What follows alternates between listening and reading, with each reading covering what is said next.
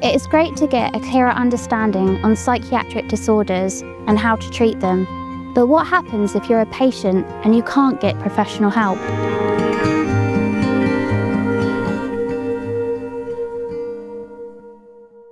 One of the most challenging and complex areas is schizophrenia. Could you try to describe what is the nature of schizophrenia? Well, I think you're asking like an impossible question. And it's probably impossible now, and it's been impossible for generations. Maybe it'll become more possible as time goes on. But I don't think I'm being defensive saying that. I think it's just an enormously complex illness. And when you say the nature of it, you could think in lots of different ways.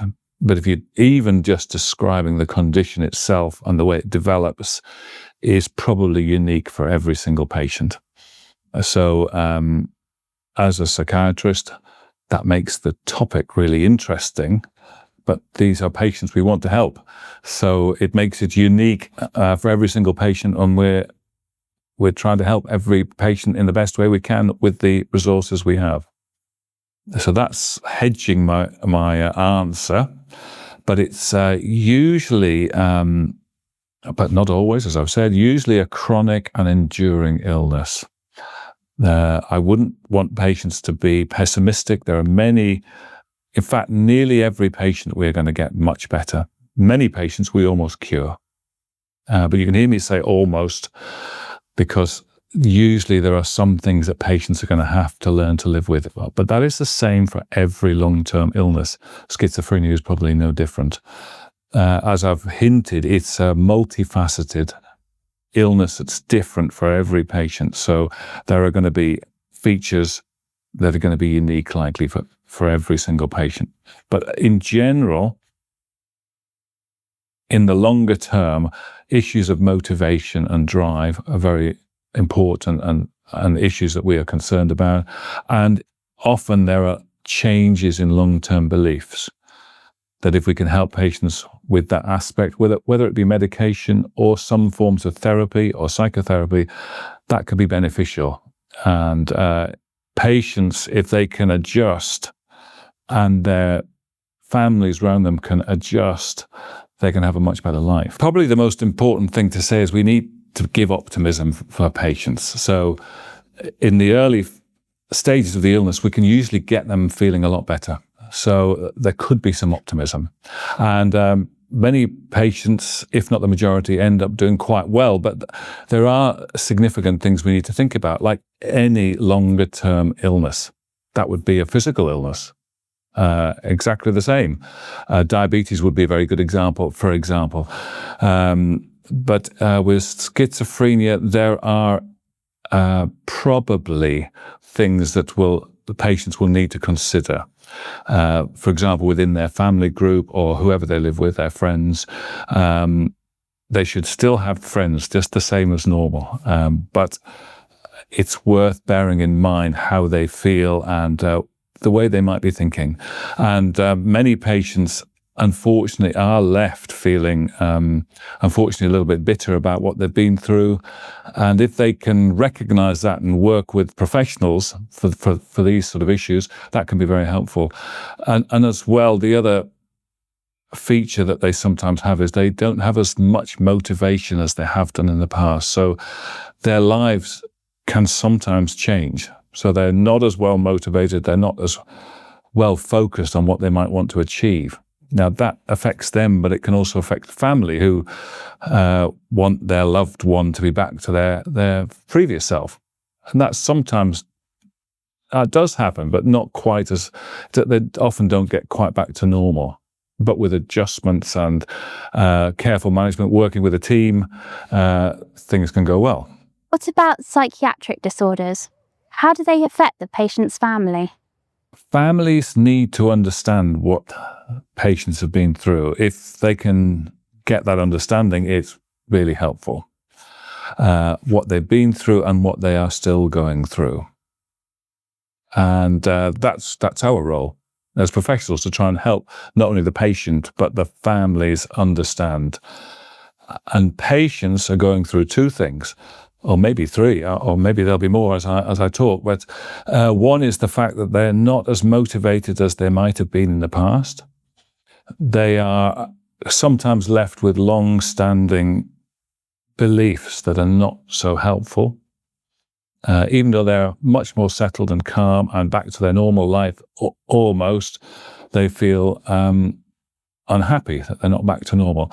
And perhaps another big issue is they're having to cope with side effects of medication and wrestling with taking medication when they're not always happy to do so, but probably aware that it's better for them to take medication in the long run when they're weighing things up in the balance. So families, if they understand that, I think adjust and help patients in a much better way. And then there's less stress in the family unit. I think that's what happens. Just picking up on the fact that sometimes the patient has sort of residual delusional beliefs.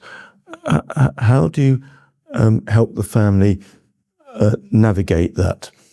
Well, I think you're tapping into one of the most important issues, helping families cope when their loved ones are not the same as they were before.